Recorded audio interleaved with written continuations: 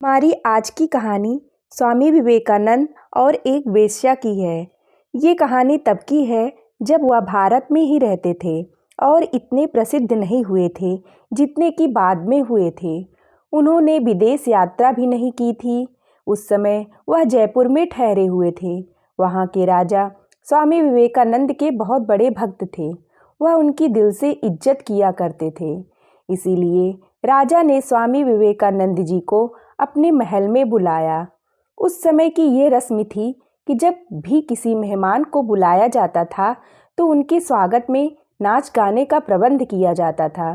इसी रस्म के अनुसार स्वामी विवेकानंद जी के स्वागत के लिए भी राजा ने भारत की सबसे सुंदर वेश्या को न्योता भेजा। सब कुछ तय हो जाने के बाद राजा को ये एहसास हुआ कि स्वामी जी तो सन्यासी हैं, उनके स्वागत के लिए वेश्या को नहीं बुलाना चाहिए था। एक सन्यासी के लिए वेश्या की क्या ज़रूरत? कहाँ स्वामी जी इतने बड़े महापुरुष और कहाँ वो अदना सी वेश्या। स्वामी विवेकानंद जी उस समय तक सीखने की ही प्रक्रिया में थे। इसीलिए जब वे राजा के महल में आए तो आते ही उन्होंने वेश्या को देखा। वेश्या के बारे में पता लगते ही स्वामी विवेकानंद जी उसी समय एक कमरे में गए और खुद को कमरे के अंदर बंद कर लिया। उन्हें डर था कहीं उस वेश्या को देखकर उनकी वासना शक्ति न जाग जाए। राजा बाहर से उन्हें बुलाते रहे, लेकिन स्वामी विवेकानंद जी ने बाहर आने से साफ मना कर दिया। राजा ने माफ़ी भी मांगी कि उन्होंने आज तक किसी सन्यासी का स्वागत नहीं किया, इसीलिए उनसे ये भूल हुई। लेकिन स्वामी विवेकानंद जी नहीं माने और अंदर ही बंद रहे। राजा निरंतर स्वामी जी को मनाने का प्रयास कर रहे थे। इसका कारण थी वो वेश्या। वह वेश्या भारत की सबसे सुंदर और प्रसिद्ध वेश्या थी।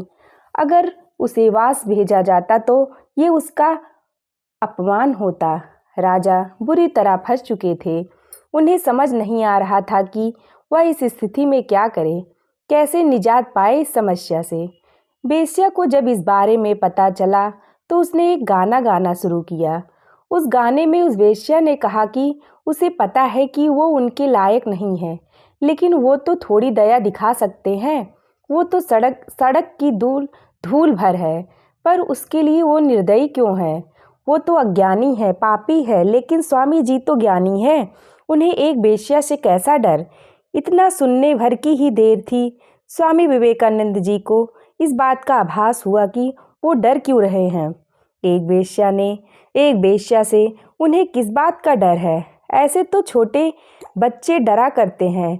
उनकी समझ में अब तक आ गया था कि वह डर उनके जीवन में नहीं बल्कि मन में था। उन्हें पता लग गया था कि उन्हें उस वेश्या के प्रति होने वाले आकर्षण को अपने मन से निकालने से ही उन्हें मानसिक शांति प्राप्त हो जाएगी। ये ज्ञान प्राप्त करने के बाद उन्होंने दरवाज़ा खोला और उस वेश्या के पास जाकर उससे कहा कि अब तक जो उनके मन में डर था वह उनके मन में बनी वासना का डर था, जिसे उन्होंने अपने मन से बाहर निकाल दिया है। इस चीज़ के लिए प्रेरणा उन्हें उस वेश्या से ही मिली है। उन्होंने उस वेश्या को पवित्र आत्मा कहा, जिसने उन्हें एक नया ज्ञान दिया। इस ज्ञान की प्राप्ति के बाद स्वामी विवेकानंद जी ने आध्यात्मिकता की एक नई ऊंचाई प्राप्त की, जिससे वह संपूर्ण विश्व में प्रसिद्ध हो गए। स्वामी विवेकानंद जी की इस कहानी से सीखने को तो यही मिलता है, हमें इस बात का ज्ञान होना चाहिए कि हमें संसार में वही दिखता है जो हम देखना चाहते हैं। खुद पर नियंत्रण न कर हम बाहरी वस्तुओं को दोष देते रहते हैं। अपनी इंद्रियों पर नियंत्रण पाकर हम भी जीवन की उन ऊंचाइयों पर पहुंच सकते हैं जिसको सब नामुमकिन मानते हैं। दुनिया में असंभव कुछ भी नहीं। अगर इंसान कुछ करने की ठान ले तो उसे दुनिया की कोई ताकत नहीं रोक सकती।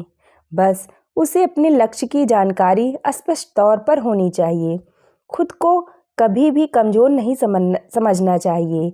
अगर आप ही अपने आप को कमज़ोर कहेंगे तो आप खुद अपने अस्तित्व को खतरे में डालने का काम करेंगे।